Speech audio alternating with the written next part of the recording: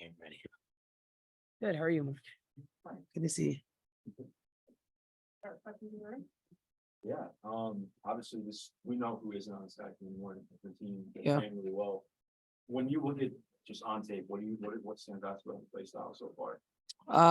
In terms of like the things that they're running and stuff like that, that stuff is the same. But I mean, in terms of their style, they're just playing really hard. They're playing for one another. They're playing basketball the way it should be played. You know what I mean?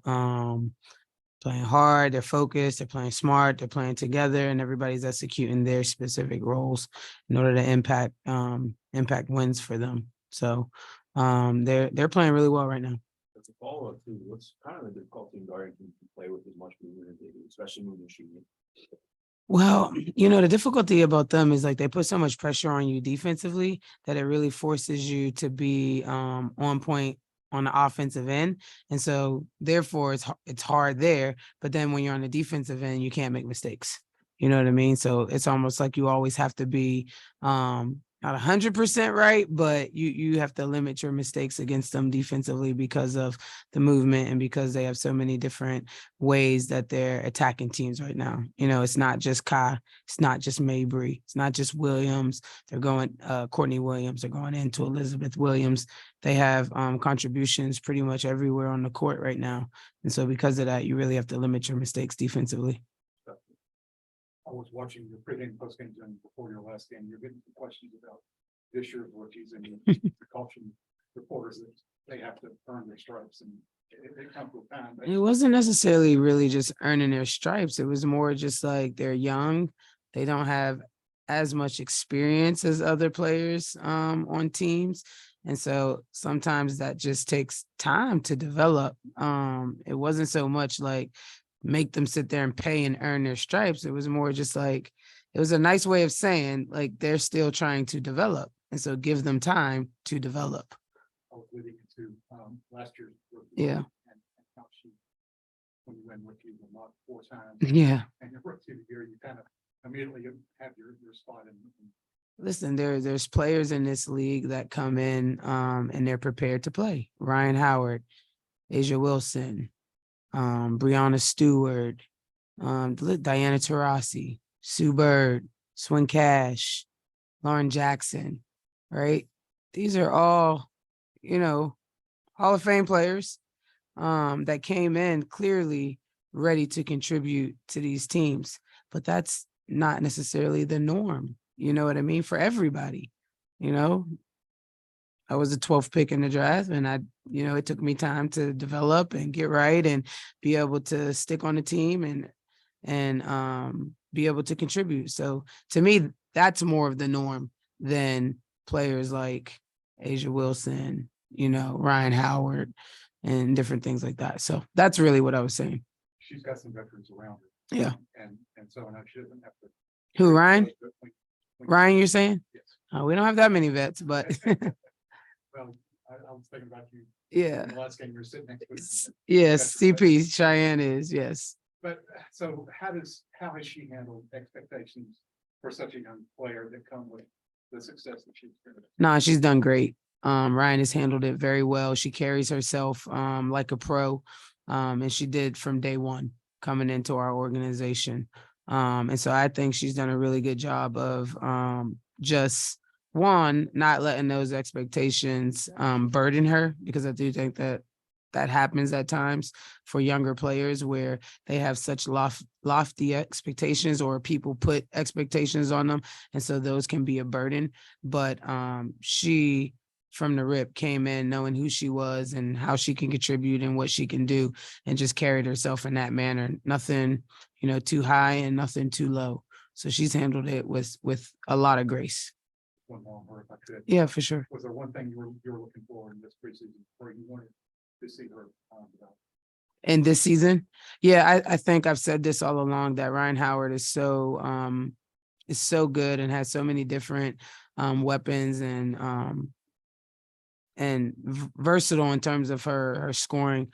So I'd like to see that as she continues to develop, not just rely on the 3-point, which obviously we know she's really good at, but she does so many other things well that I'd like to see her use all those other options offensively and defensively. Just be more of a nuance. Like she has good length and can disrupt things on the defensive end, you know, when she puts her mind to it. Can you talk about the top? A little thing, but where do you feel like that hardest working toughest team has not played out these past 5 years? Yeah, we're still working on that. We're not there yet. You know, I would say, you know, last year's team was probably at this point in the season, above where we are right now. And so, we're still trying to figure that out and we're still trying to push ourselves to get there. But we'll get there. It's early in the season. We got a bunch of new pieces, and pieces that are, you know, big contributors for us this year. And so it's just it's a mindset, to continue to push that and build that and kind of hone in on that. So we're not where we want to be yet, but we're getting there. Question, but when you talk about the hardest working tough team, like, what exactly does that mean? How does that mean? It literally means not being outworked, right? So whatever it takes in terms of getting the job done. You know, if that means I have to box out every possession because I know that whoever Elizabeth Williams is a great offensive rebound, then I'm going to do that every single possession, right? If it means that I'm in a foot battle and a foot race to get a loose ball, I'm going to be there before the next person gets there. You know what I mean? Those are more literal things in terms of what I'm describing, and we want to win those battles every single time. And we want the opposing team to feel that every single time they step on the court against us. I mean, you're going through a stretch here of the challenges in Chicago. Yeah. Do you feel like today or these next little games kind of an inflection point for the team? No, I mean, it's still early in the season, you know what I mean? And we're still trying to get to where we're playing really good basketball. You know what I'm saying? But that, you know, we're 3 games into the season. We know how training camp is. That can be tough. And so people aren't necessarily hitting their strides right now. You know what I mean? But our objective is to continue to get better, you know what I mean, in the areas that we're pointing out as a staff, that our team needs to get better in. And so that's what we're trying to put our focus on too, is like, okay, we need to get better in this area. We need to get better in this area. And so if we can do that from game to game, I think eventually when we need to be hitting our stride, we'll be hitting our stride. You have a question on Zoom. Let's go to Hunter Cruz for the next. Go ahead, Hunter. So you sort of answered my question already, but it's been only 3 games, but your team is leading the league in second chance points by a decent margin so far. Could you talk about the value of just having not just the second rebound, but also having aggressive wings with size like Alicia and Ryan that can also attack their shot and also get at the rim and grab those offensive rebounds? Yeah, they, you know, that's really kudos to them because they've made they've made personal efforts to want to do that and want to hit the boards and want to create second opportunities for us. And, you know, it does, those kind of plays like boost you, you know what I mean? Their energy plays or backbreaking plays, different things like that. So the fact that they're taking it upon their shoulders to really put that in their roles for this year, I think will really help us and we're down on people. But CP does a great job at it. Nas, Mo, you know, we have people that can definitely do that. And so any chance that we can get to create second opportunities and easy scoring opportunities for ourselves, we want to take advantage of that.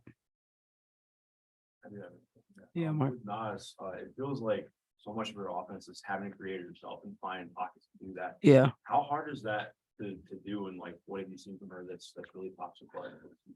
I wouldn't say she has to create for herself. I think she has to use her skill set. Like Nas was a 2,500 point scorer in college, you know what I mean? Which means that she clearly can score the basketball. So I think looking at opportunities for where she can be within our offense to take advantage of her skill set, which is, you know, post ups, different things like that. And if people want to leave her open on the perimeter, she's worked really hard in the off season to shoot that ball with confidence. As you saw last game, she came in and knocked 2 in a row confidently, right?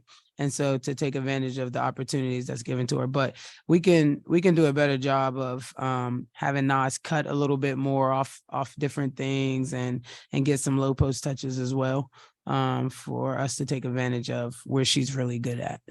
it's kind of a dumb question, but like, That's good. how do you teach like when to duck in or when to go try and find? it? Yeah, What does that look like? yeah. It's all up to them, and it's their timing, and it's their reads. You know what I mean? I don't necessarily dictate exactly when they need to duck in. It's just a feel for the game, which is why we have this type of offense so that they can feel it and it's not choreographed for them. You know what I mean? But most of the times when the ball gets reversed from one side to the other side, that's usually a really good time to try to get in because the defense is shifted to one side and now they're trying to shift back as the ball is being moved back. So it's really just a good feel for them when they can see opportunities to take advantage of. And then lastly, obviously different kind of guards, but like seeing Haley come in. Yeah. Where you were at coming into the guard in week 2. Yeah. What has kind of the teaching process been for? Because I know like coming in and being a new guard. Yeah. Stuff like size different. Yeah, it's been I think for Haley, I think she'd admit just it's been an adjustment, you know what I mean? Which is very normal.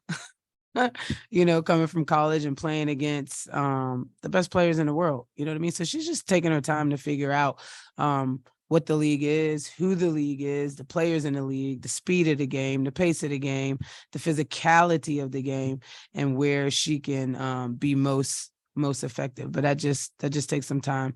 And so we're just continuing.